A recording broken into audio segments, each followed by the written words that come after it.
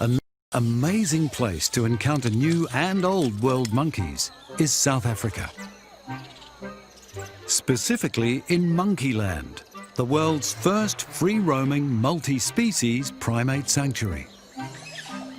The staff here are on a mission to educate and foster greater understanding of our primate cousins.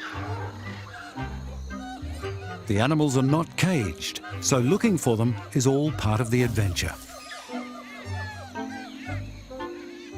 There are well over 700 primates living in the sanctuary. Spider monkeys and capuchins from South America, gibbons from Southeast Asia,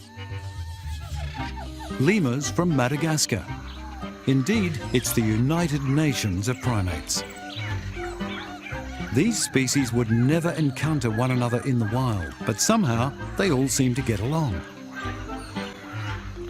Rangers do not try to tame the monkeys, and visitors are asked not to touch or feed them.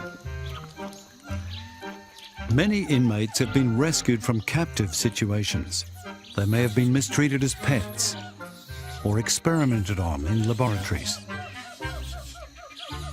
When they first arrive, they're given a thorough checkup before they're allowed to socialize with their new friends.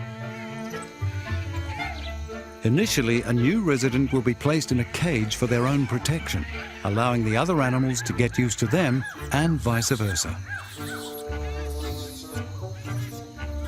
Other than daily food and water checks, rangers try to avoid interacting with a new monkey. This encourages them to become independent and ready for a release into the sanctuary. Rangers still keep a distant eye on a newcomer, but contact is kept to a minimum.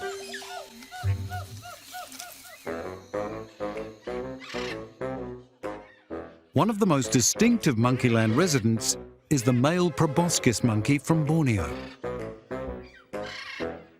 Scientists believe their rather large noses act as echo chambers, amplifying the calls they make to intimidate rivals or, alternatively, attract females.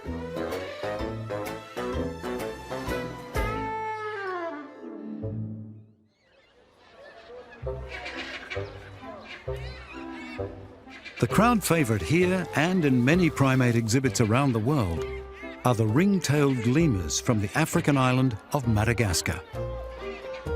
They spend more than a third of their time on the ground, which is unusual among the lemur family.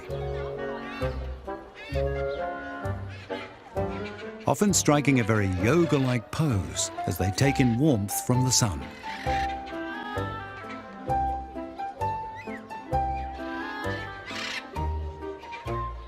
There are fewer than 2,000 of these enigmatic animals living in the wild.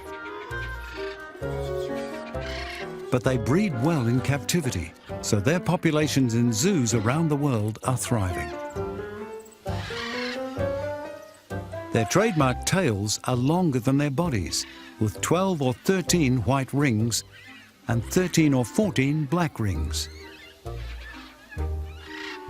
They cannot grip with their tails, as many of their primate cousins do, but they do use them for balance and communication.